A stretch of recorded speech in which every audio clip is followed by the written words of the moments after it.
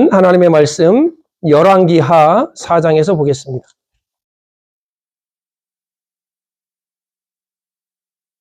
열왕기하 4장 1절로 7절까지의 말씀을 우리 한 절씩 교독하겠습니다. 제가 1절 봉독하겠습니다.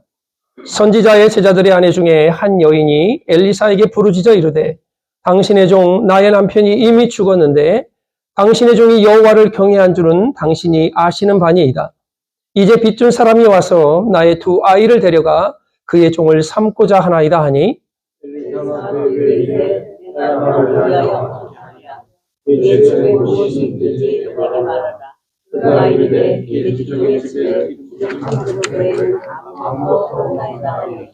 이르되 너는 밖에 나가서 모든 이웃에게 그릇을 빌리라. 빈 그릇을 빌리되 조금 빌리지 말고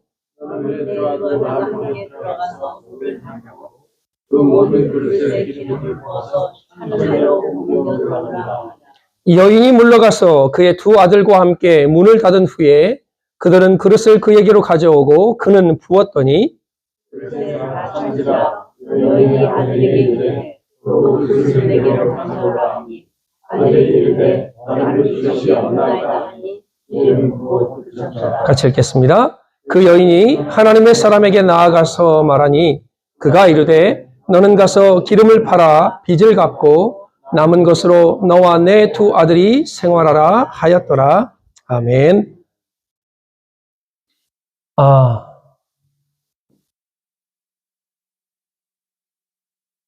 우리는 천하보다 귀한 사람들입니다. 이유는 하나님께서 가장 값진 값을 주고 사셨기 때문에 이 땅의 그 어떤 것과도 비교할 수 없으리만큼 존귀한 사람들이 하나님의 자녀들입니다. 그러나 동시에 우리는 흙으로 지어졌기 때문에 이 코에 호흡이 떨어지고 호흡이 나가면 다시 흙으로 돌아갈 존재입니다. 그저께 아는 집사님한테 전화가 왔어요. 한 3주, 한 달 동안 통화를 안 했었는데 가끔 통화를 하시는 분입니다. 근데 자기가 죽다 살아났대요. 이분이 몸도 되게 건강하고 튼튼한 분입니다. 그런데 밥을 먹다가 아내한테 얼굴을 보고 밥을 먹다가 야, 나 얼굴이 마비가 온다 하고 그 뒤로는 기억이 없대요. 그러니까 이제 하트택에 와서 쓰러져서 병원에 실려갔다가 2주 만에 치료받고 나와서 이제 그저께 전화가 저한테 왔어요. 목사님, 나 죽다 살아났어요. 막 가슴이 철렁하더라고요. 60 갓 넘으신 분인데, 와, 이렇게 삶이라는 게 허무해질 수도 있겠구나, 라는 것을 제가 좀 느꼈습니다. 그래서 하루하루가 하나님이 우리에게 주신 선물이 얼마나 귀하고 복된 것인지 다시 한번 깨닫게 되었습니다. 심장을 얘기를 들으니까 우리 이제 교인분 중에도 이제 여기 심장에 문제가 있어서 지금도 이제 치료 중에 있고 또 이렇게 정기 검진을 받는 분들이 계신데 1분에 60번에서 70번을 수축을 한답니다. 이 심장이. 하루에는 10만 번. 어마어마한 숫자죠. 나이를 70으로 계산하면 자그마치 70년 동안 26억 번을 심장이 뛴대요. 한 번 뛸 때마다 80ml의 혈액을 온 몸으로 보낸답니다. 그 양이 하루에 8,000리터. 이게 우리 미국 분들은 2,100갤런, 갤런으로 해야 좀 알아듣기 좀 빠르죠. 1년이면 292만 리터, 77,000갤런. 또 영어로 하신 분들은 그건 이제 7,000하고도 700 갤런. 예. 엄청난 양을 이 심장이 일을 하는 거예요. 그러니까 32,000리터의 유조 기름 실어 나르는 92대의 분량의 양을 우리 심장이 그렇게 해내고 있습니다. 죽는 순간까지 한 번도 쉬지 않죠. 나 심장이 좀 쉬고 싶어 그러면 그 사람 가는 거예요. 이 땅에서 만든 그 어떤 것보다도 고장률이 가장 적답니다. 물론 요즘 이제 여러 가지 음식이나 환경 때문에 이 심장에 문제 있는 분들이 좀 많아지고 있는 건 사실이지만 플라톤은요, 인간이 아무리 이 땅의 모든 인구가 다 모여서 그들이 열심을 내고 합작을 한다 할지라도 파리 한 마리를 못 만든다라고 얘기를 했습니다. 그게 과학이에요. 과학은 꽃 한 송이, 파리 한 마리를 만들 수 없습니다. 생명은 여호와께 있는 거죠. 그래서 내 생명의 공급자이신 하나님 앞에서 겸손해야 돼요. 우리의 믿음도 귀하지만 우리가 믿고 의지하는 하나님은 더 위대하시기 때문에 그 우리의 믿음을 날마다 그분 앞에서 검증을 받아야 하는 것입니다. 오늘 제가 2024년도의 표어를 하나님의 은혜로 채워지는 해라고 제가 정했습니다. 하나님께서 함께 하심으로 하나님께서 우리의 삶에 그분의 은혜로 채우시기를 예수님의 이름으로 축복합니다. 오늘 그 본문을 가지고 은혜를 함께 나누고자 합니다. 한 여인이 등장합니다. 요약을 하면 여인은 자기 남편이 죽고 두 아들을 데리고 생활을 하는데 생활고에 시달립니다. 뭐 지금도 두 아이를 키우려는 홀어머니가 얼마나 힘들겠습니까? 근데 그 당시 수천 년 전에는 더 말할 것도 없죠. 그래서 돈을 빌린 것 같습니다. 돈을 빌렸는데 그 돈을 갚지 못하자 주인이 빚 대신에 두 아들을 종으로 데려가려는 상황입니다. 절박한 심정, 절박한 상황, 가진 것이라고는 기름 한 병밖에는 없는 그 여인의 상황이 오늘 본문의 내용입니다. 그러나 하나님께서는 그 여인의 상황 속에서, 그 절박한 상황 속에서 하나님의 은혜가 어떻게 그 가정에 채워지는지를 우리는 오늘 본문을 통해서 함께 말씀을 나누고자 합니다. 하나님의 은혜는 우리 삶에, 우리 가정에, 우리의 모든 영역에 채워져야 됩니다. 그러려면 첫 번째로 하나님의 은혜의 체험의 역사는 기도를 통하여, 부르짖음을 통하여 나타난다는 것을 잊지 말아야 할 것입니다. 성경에서 소개하는 99%의 기도는 다 부르짖는 기도였습니다. 에레미야 29장에 보면 너희는 내게 와서 부르짖으며 내게 기도하면 내가 너희를 들을 것이요 너희가 온 마음으로 나를 찾으면 나를 만날 것이라 말씀합니다. 시편 118편에 보면 내가 고통 중에 여호와께 부르짖었더니 여호와께서 응답하시고 나를 광활한 곳에 세우셨도다. 여호와는 내 편이시니 사람이 내게 어찌할꼬. 우리가 너무 잘 아는 에레미야 33장 2절 3절에 뭐라 말씀합니까? 일을 행하는 여호와, 그것을 지어 성취하는 여호와, 그 이름을 여호와라는 자가 이같이 이루노라. 너는 내게 부르짖으라. 내가 내게 응답하겠고 내가 알지 못하는 크고 비밀한 일을 내게 보이리라 말씀합니다. 오늘 이 본문의 여인도 선지자의 제자들의 아내 중에 한 여인이 엘리사에게 부르짖어라고 말합니다. 여인이 엘리사에게 부르짖는 그 부르짖음으로 오늘 본문은 시작이 됩니다. 달리 방법이 없습니다. 달리 이 상황을 돌파할 수 있는 그 어떤 것도 없습니다. 여인이 할 수 있었던 것은 유일하게 자기의 선생이었던, 남편의 선생이었던 엘리사를 찾아가 부르짖는 거였습니다. 그런데 여러분, 한 개인에게 부르짖는 것 같지만 그 엘리사는 누굽니까? 하나님의 종이었고 하나님의 선택받고 하나님의 부르심을 받은 사람이었습니다. 즉 이 말은 엘리사를 찾아가서 부르짖었지만 그 여인의 기도는 하나님을 향해 열려 있었다는 것입니다. 하나님의 은혜가 채워지는 곳에는요 반드시 기도가 살아있는 곳입니다. 왜 이 기도가 중요하냐면 기도는 홀로가 아니라 나와 함께 하시는 하나님의 능력을 힘내는 것이기 때문에 기도한다 그 사람은요 하나님을 의지한다라는 것입니다. 네. 여러분 불신앙이 뭔지 아세요? 기도하지 않는 사람이 불신앙을 가진 사람입니다. 왜? 기도하지 않아도 내가 하나님의 도움이 없이도 내가 하나님의 능력이 없어도 나는 살아갈 수 있다라고 말하는 사람이기 때문에 기도하지 않는 사람이 신앙이 없는 사람인 것입니다. 누구나 예기치 않은 일을 좋아하는 사람은 없습니다. 누구나 힘든 상황을 좋아하는 사람은 없습니다. 여러분 아브라함이요 고향 친척 아비집을 떠나라는 게 그 당시 그에게 그게 쉽게 들리는 얘기가 아닙니다. 네 아들 이삭을 바쳐라 이 소리가요 여러분 하나님이 하셨으니까 나는 얼마든지 바칠 수 있어요. 지금 와가지고 여러분들을 자녀를 바치라고 하면요 하나님 미쳤네, 교회가 이제 미쳐 돌아가네, 저 목사가 문제가 있네, 난리 칠 겁니다. 눈빛을 보니까 얼마든지 말하래요. 할 수 있습니다. 이런 얼굴인데요. 할렐루야! 네 아들을 바쳐라. 네 딸을 바쳐라. 그러면요. 이렇게 봐서 참 못난 놈이 누군가 그런 사람 하나도 없어요. 자녀 중에. 아브라함에게는요. 이 상황이 즐겁지 않은 상황입니다. 여러분 다윗이 골리앗 앞에 서는 상황이 즐거운 상황입니까? 여러분 다니엘이 사자굴에 들어가는 게 즐거운 상황입니까? 새 친구들이 불 속에 들어가는 게 행복한 상황입니까? 에스더가 죽으면 죽으리라고 왕 앞에 서는 게 그게 달가운 상황입니까? 모든 것이 달갑지 않고 모든 것이 좋아하지 않는 상황이고 어려운 상황이지만 무모한 것 같지만 이들이 공통적인 것이 하나 있었습니다. 그게 뭐냐? 나와 함께 하시는 내 뒤에서 나를 도우시는 하나님의 능력을 믿고 기도하는 사람들이었다는 것입니다. 네. 죽으면 죽으리라 먼저 3일을 금식하십시오. 나를 위하여. 나도 그렇게 금식하고 기도하겠습니다. 그리고 내가 죽으면 죽겠습니다. 다니엘은요, 자기를 죽이려고 하는 사람들의 그 음모에 왕이 도장을 찍힌지도 알고요. 알면서도 예루살렘을 향하여 하루 3번씩 기도했던 사람들입니다. 다윗은 말할 것도 없습니다. 기도는 하나님의 역사를 체험할 뿐만 아니라 하나님의 은혜를 공급받는 하나님의 놀라운 통로임을 우리는 잊어서는 안 됩니다.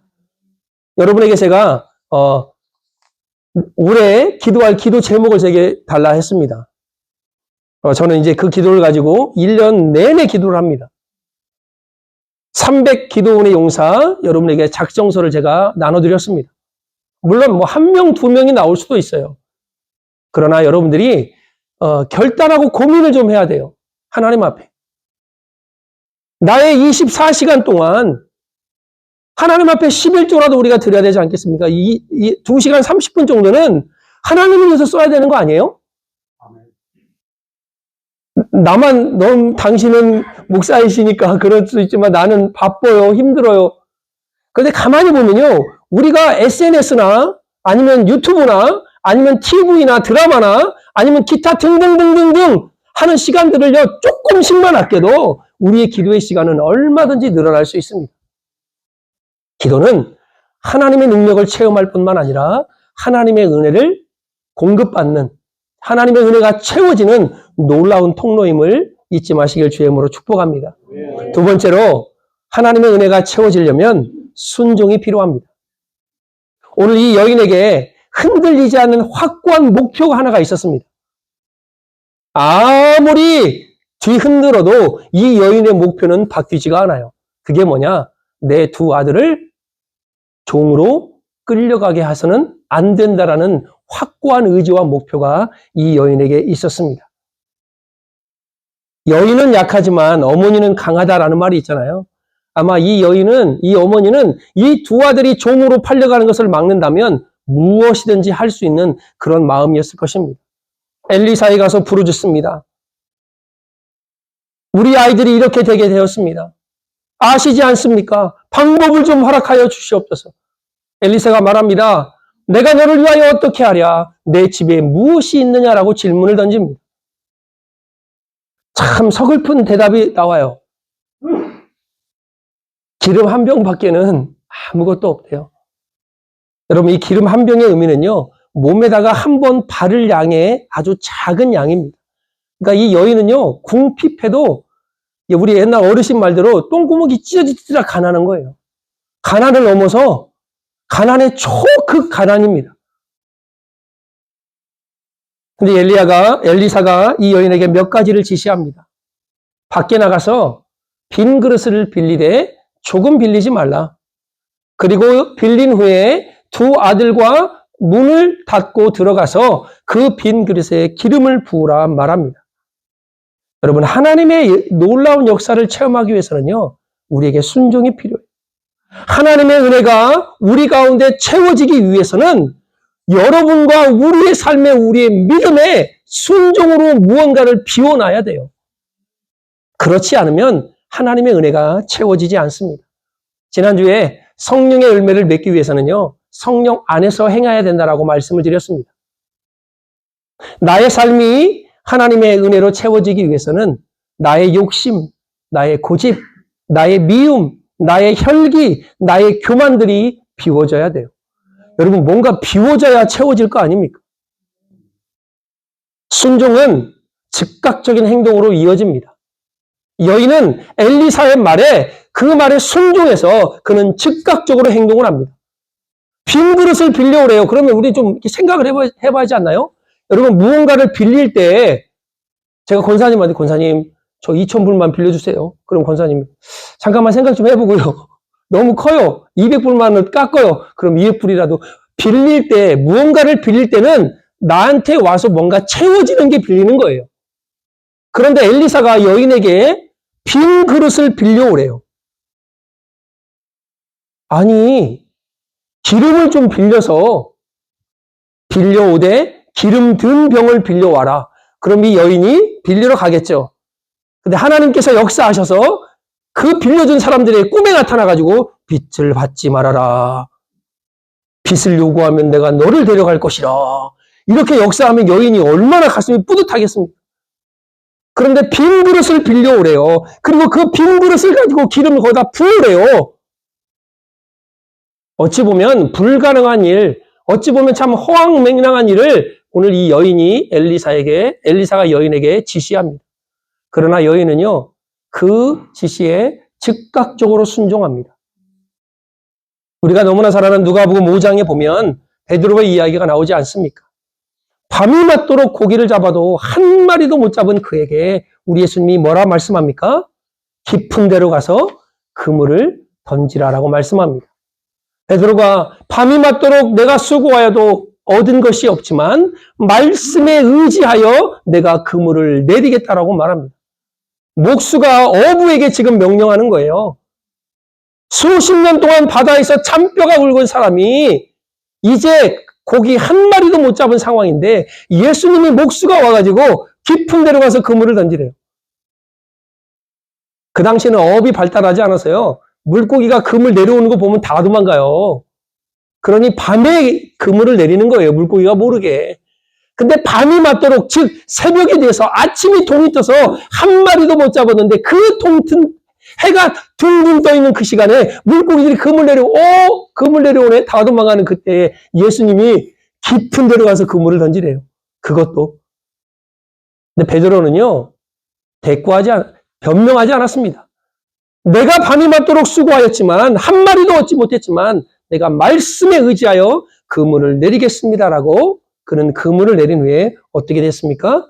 그물이 찢어질 정도로 물고기를 잡습니다. 하나님의 역사는요, 하나님의 순종은 우리의 이해를 구하지 않습니다. 우리에게 동의를 구하지 않아요. 우리의 상식을 요구하지 않습니다. 가끔 하나님이 우리에게 순종하라 하실 때가 있습니다.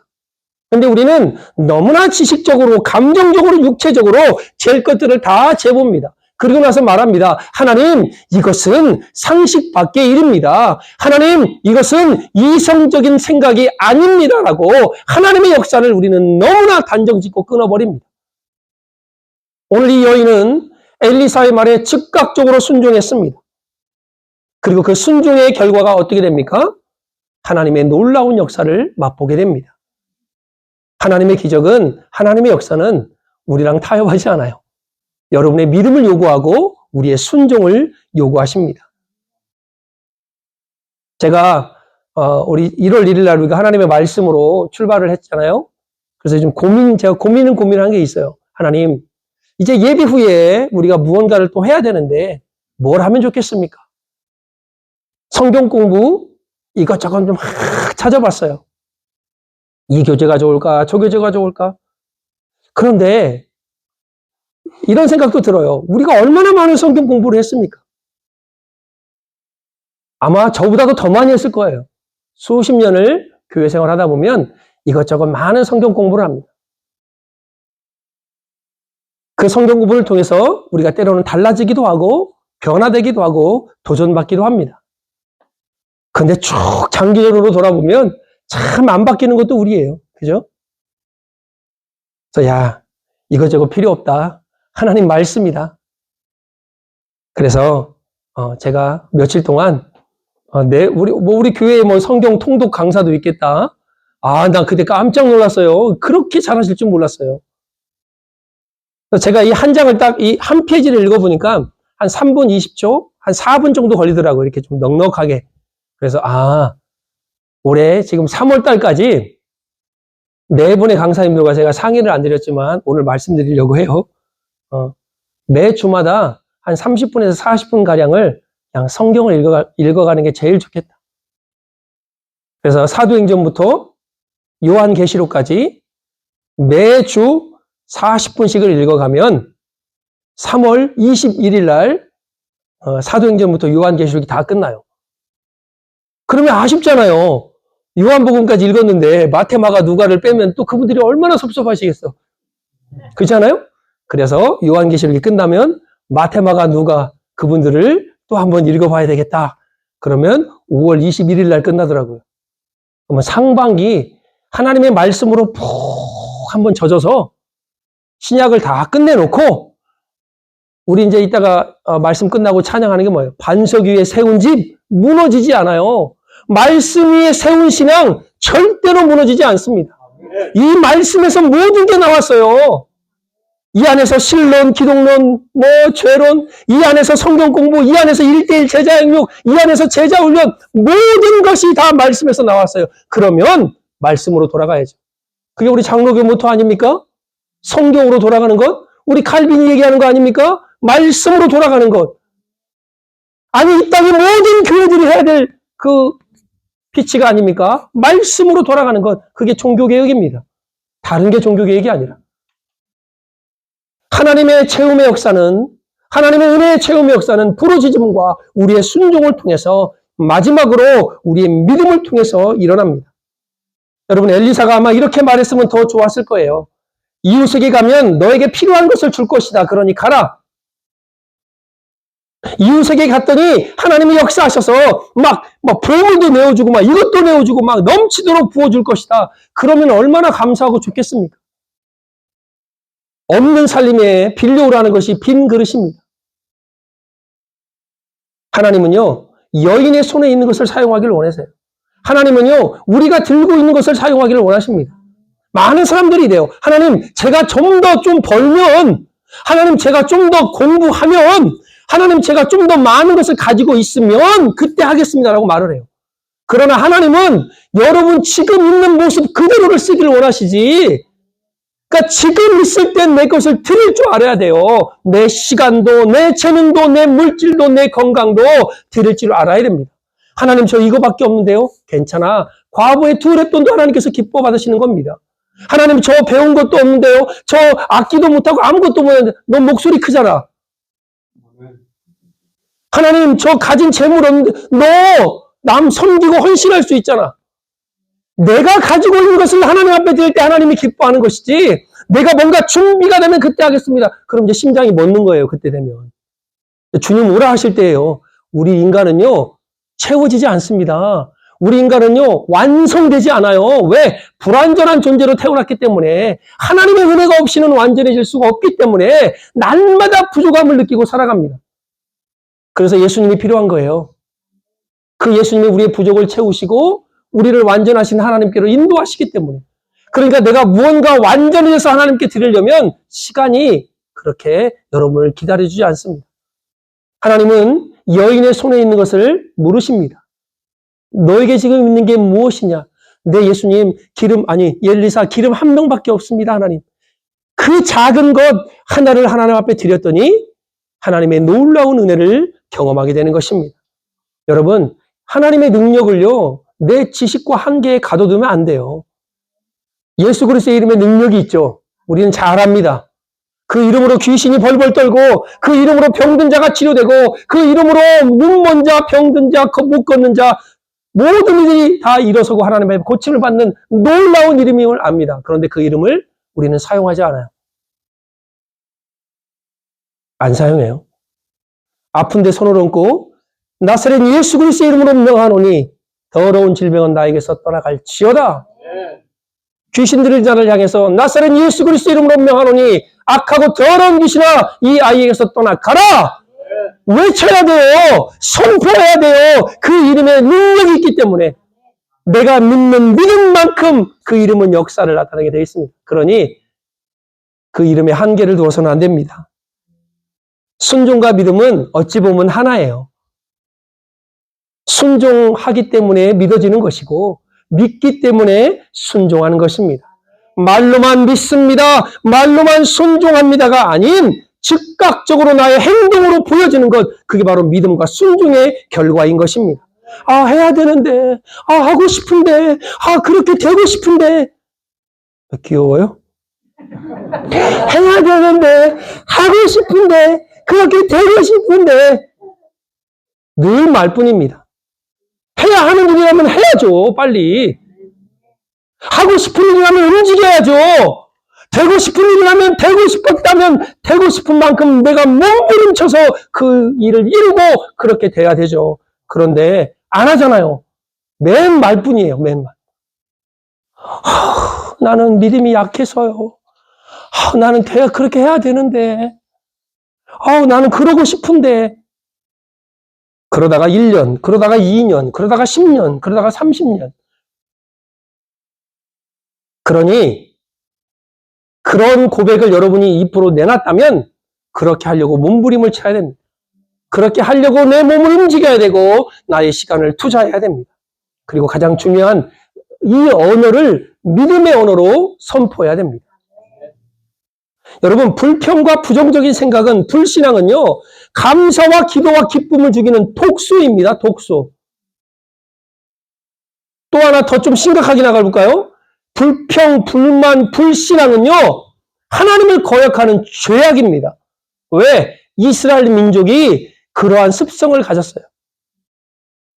하나님이 인도하시고 하나님이 먹이시고 그들과 함께 하는데 그들 입에는 늘 불만과 불평이었습니다. 그리고 하나님의 종을 대적하는 불신앙이었습니다. 오늘 순종과 믿음의 결과는 어떤 결과입니까?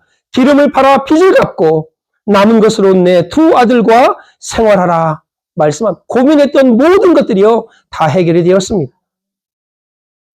저는 개인적으로 이 여인이 빈 그릇에 가득 찬 그 기름을 보고 기뻐하는 기쁨보다 자신과 함께 하시는, 자신을 돌보시는 하나님 때문에, 그 사랑과 은혜 때문에 더 기뻐했을 거라 생각합니다.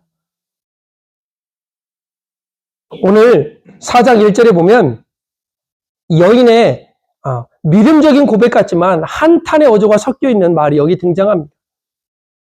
선지자의 제자들의 아내 중 한 여인이 엘리사에게 부르짖어 이르되, 잘 들어보십시오. 당신의 종, 당신의 제자, 엘리사 들으십시오. 당신의 종, 나의 남편이 이미 죽었습니다. 그 남편이 어떤 사람입니까? 여호와를 경외한 줄을 당신이 아시지 않습니까?